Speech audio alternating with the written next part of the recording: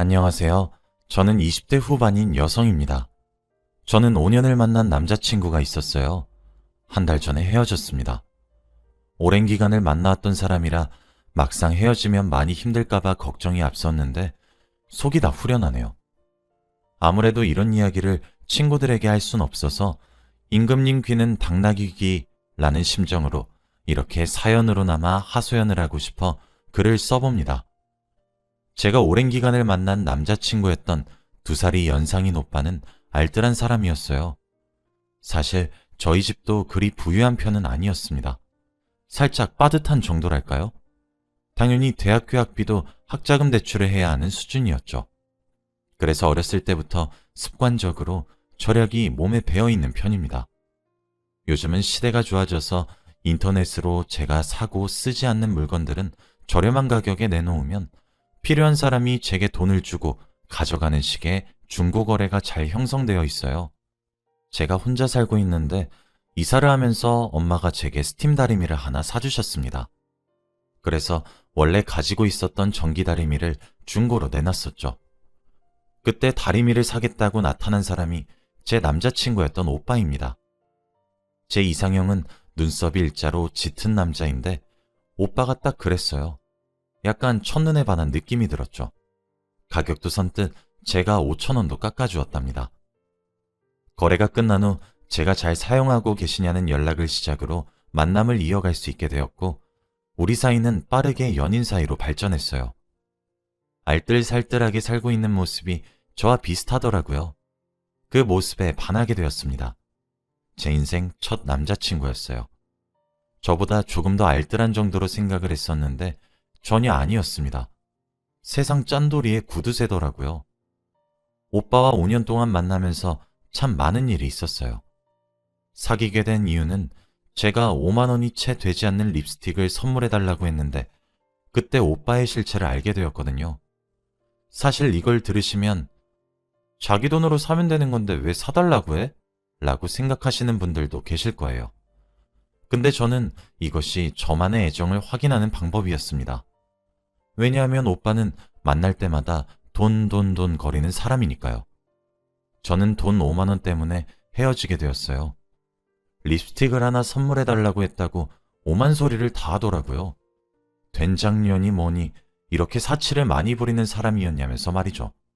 저보고 아니 지연아, 네가 몇백만 원짜리 가방도 사고 이런 부유한 여자들이면 몰라도 네가 저런 비싼 립스틱을 왜 쓰려고 해? 그런 걸 보고 다른 사람들이 분수도 모른다고 말을 하는 거야. 아직 어리다 어려. 라고 하는 게 아니겠나요? 맞아요. 저희 집 부유하지 않아요. 몇백만 원짜리 명품 가방? 저 하나도 없어요. 그런데 정말 5만 원도 안 되는 립스틱 하나가 사치라고 생각하시나요? 저도 직장인이고 돈을 버는데 분수를 모른다는 말이 어찌나 가슴에 꽂히던지. 이런 걸 속물이라고 말을 하는 거라고 비아냥대는 남자친구에게 저는 그만 헤어지자고 통보를 했습니다. 사실 지나치게 돈을 아끼려는 모습에 정이 많이 떨어져 있었어요. 늘 더치페이를 했었거든요. 일단 바깥에서 사 먹는 음식들이 애초에 엄청 비싼 음식들은 아니었어요. 주로 기사식당에 저를 자주 데려갔고 밥값이 12,900원 이런 식으로 나오면 정말 10원짜리까지 더치페이를 요구했죠.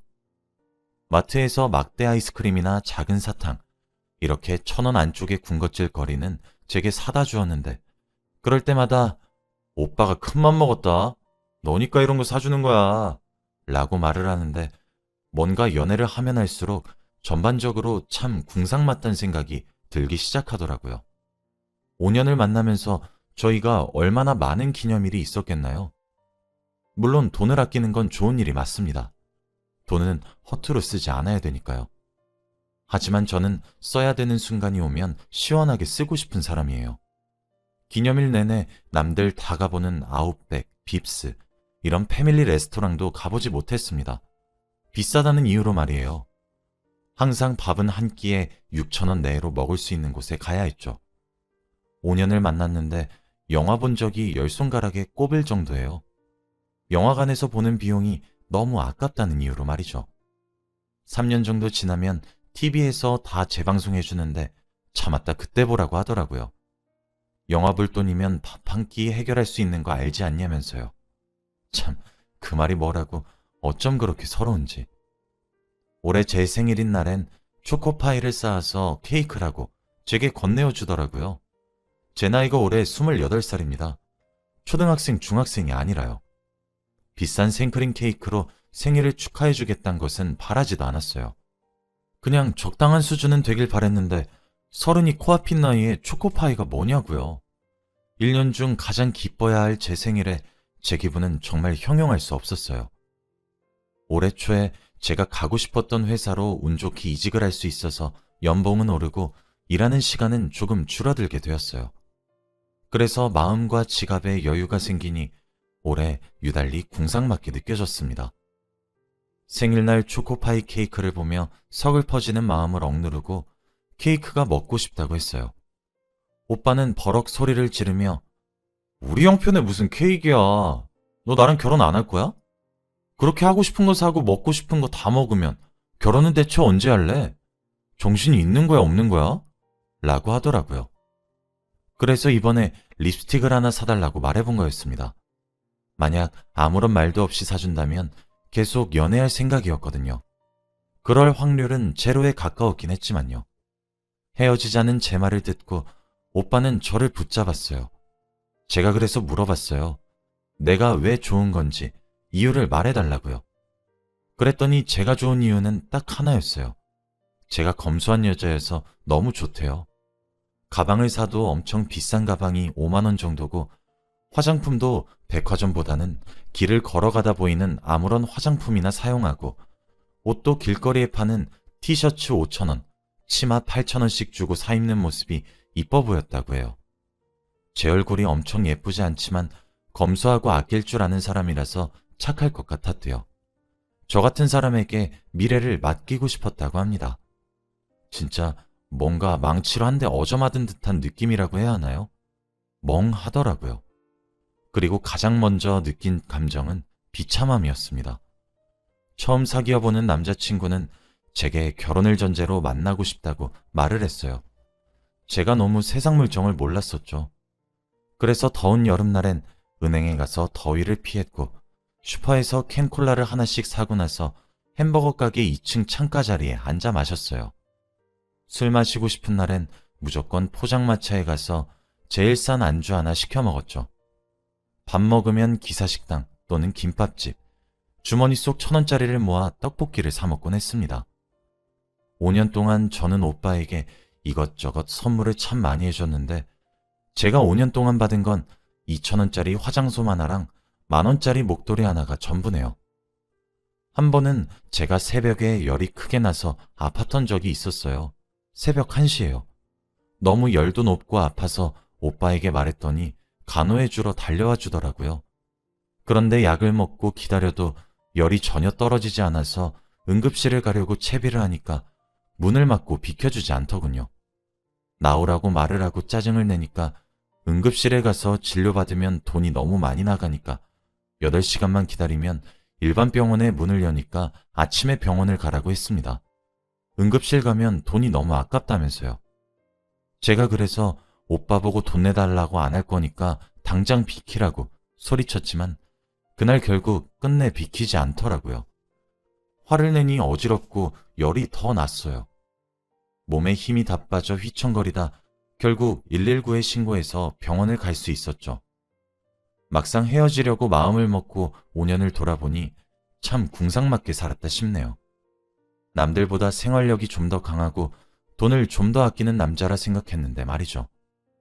또 오래 만난 사이다 보니 립스틱을 사달라고 하기 며칠 전에 제 학창 친구들이 하도 소개시켜달라고 해서 한번 밥을 먹는 자리를 만든 적이 있었습니다.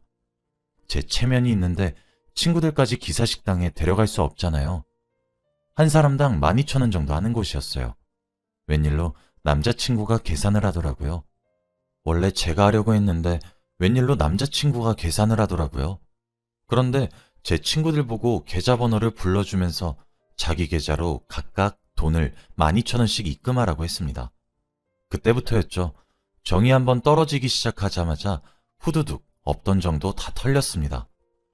립스틱 사건을 끝으로 이제 궁상 떨기 싫으니 헤어지자고 통보 후 집으로 돌아왔는데 문자가 한 통 왔더라고요. 아마 제가 이렇게 헤어짐을 들먹인 적이 단 한 번도 없고 제가 진심으로 헤어지려고 하니까 놀란 것처럼 보였어요. 지연아, 오빠 연락 왜 자꾸 피해? 전화 자꾸 거절하고 있는 것 같아서 이렇게 문자 한 통 남겨. 내가 너하고 결혼하기 위해서 열심히 일해서 돈을 모으려고 하는 게 죄는 아니잖아. 안 그래? 그리고 궁상이라니. 말이 너무 심한 것 같아. 오빠 화나려고 하지만 난 오빠니까 참을게. 우리 애기가 잠시 화가 나서 투정 부렸다고 이해하고 넘어갈게. 나는 너보다 4살 더 먹었으니 용서해 줄 수 있어. 그리고 립스틱 하나 사주지 않아서 이렇게 어린아이같이 투정만 부리려고 하고 철없이 구는 것 같은데 알겠어. 립스틱 사줄게. 그런데 오빠가 한번 알아봤는데 애기가 말한 백화점 브랜드 화장품들은 외국 브랜드라서 외국 사람들에게 더 잘 맞는 거래. 넌 한국 사람이니까 15,000원 이하로 네가 원하는 립스틱 하나 고르면 내가 사주도록 할게. 괜히 브랜드 이름 붙여서 쓸데없이 비싼 립스틱들보다 훨씬 나을 거야. 우리 애긴 잘 알고 있지? 오빠가 얼마나 냉정한 사람인지 잘 알고 있지? 누구보다 네가 제일 잘 알잖아. 너는 지금 속물 같은 사람으로 점점 변하고 있는 것 같아. 오빠 마음이 아프다. 너 돈이나 밝히고 명품이나 밝히는 그런 여자 아니잖아?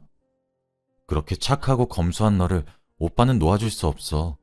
지금 애기가 나이가 어려서 오빠가 돈 아끼자는 거에 일일이 서운해하는 것 같은데 시간이 지나고 보면 아, 우리 오빠가 나를 이렇게 많이 사랑했구나 하는 걸 느낄 수 있을 거야.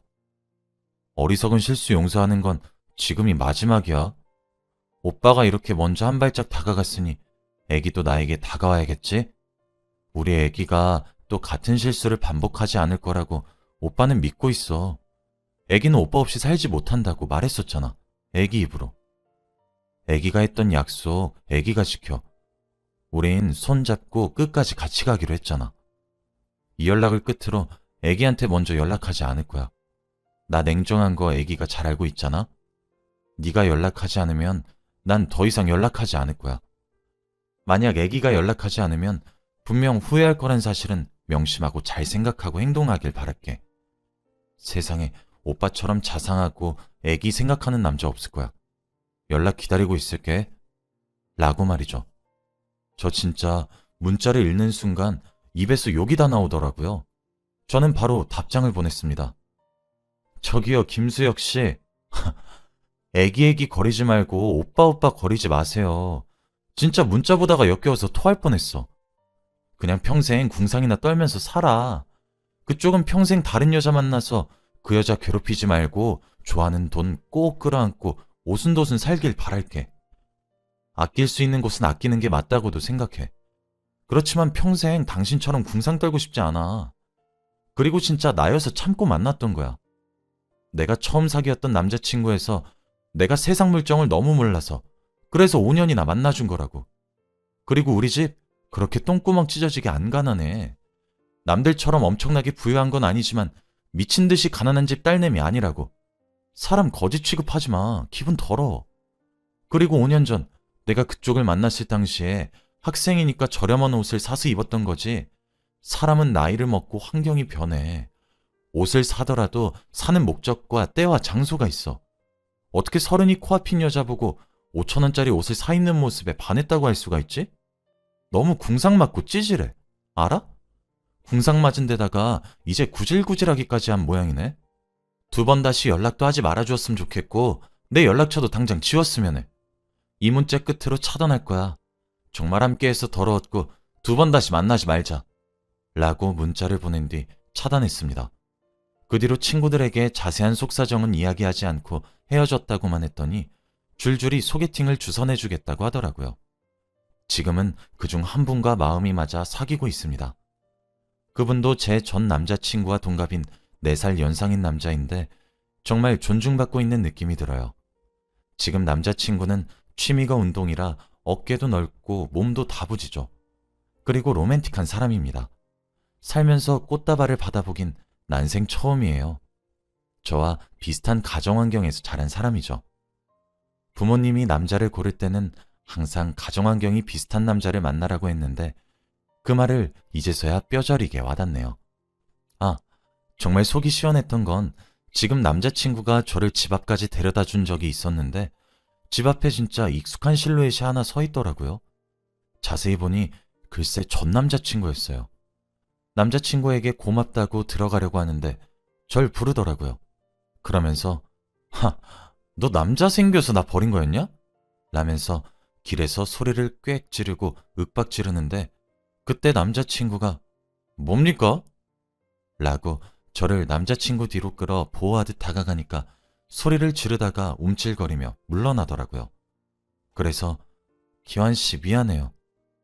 전에 만났던 사람인데 분명 제가 헤어지자 하고 관계를 정확히 끝냈는데도 저희 집 주소 알아서 이렇게 찾아왔나 봐요. 너무 미안해요. 라고 했더니 남자친구는 지연 씨가 미안할 필요가 뭐가 있어요. 라고 하며 전 남자친구에게 가라고 얘기했습니다. 그놈은 아니 내가 왜 가요? 그쪽이 꺼지세요. 야, 너 일로 와봐. 김지연, 너 진짜 완전 불리하우였구나. 여잔 나이 먹으면 먹을수록 속물같이 굴고 늙은 여우가 된다더니 너도 다른 여자들이랑 똑같은 년이었구나. 못된 년. 이러면서 제게 삿대질을 했어요. 제 남자친구는 그놈의 행태에 화가 났는지 삿대질하는 손에 손목을 잡고 뒤로 꺾었습니다.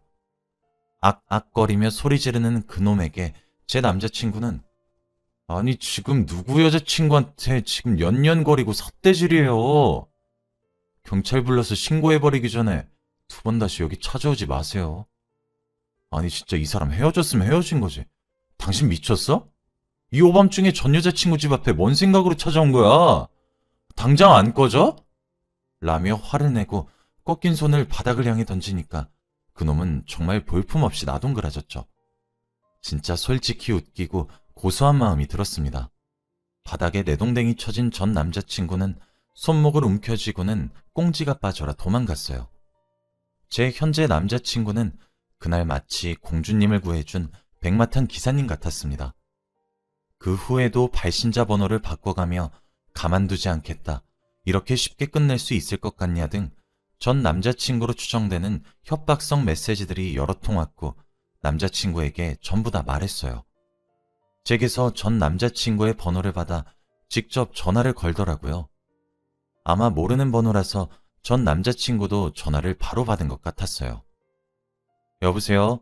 라며 받은 상대에게 남자친구는 만약에 지연씨 휴대전화에 한 번만 더 이딴 개같은 문자 보내시면 경찰서에서 뵐 것 같네요. 이제 마지막으로 드리는 경고입니다. 명심하세요. 지연씨도 저도 진짜 참을 만큼 참은 것 같으니까 어디 끝까지 한번 해보세요. 누가 이기나 한번 해봅시다 어디. 라고 하니 대답도 않고 전화를 뚝 끊더군요.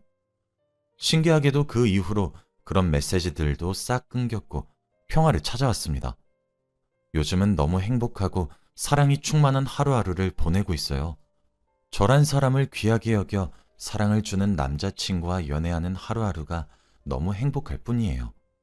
저는 이렇게 두 번의 연애를 통해 한 가지 배웠습니다. 존중받지 못한 관계는 빨리 청산해야 된다는 것을요. 제 사연을 읽으신 여러분들의 연애는 어떤가요? 존중받고 사랑이 가득한가요? 아니면 남자친구의 태도에서 약간의 의문점이 생기나요? 만일 후자라면 깊이 고민해보세요. 만일 그렇다면 저처럼 오래 끌지 않길 바랄게요. 제 사연을 읽어주셔서 감사드립니다. 오늘도 행복한 하루 되시길 바라며 마칠게요.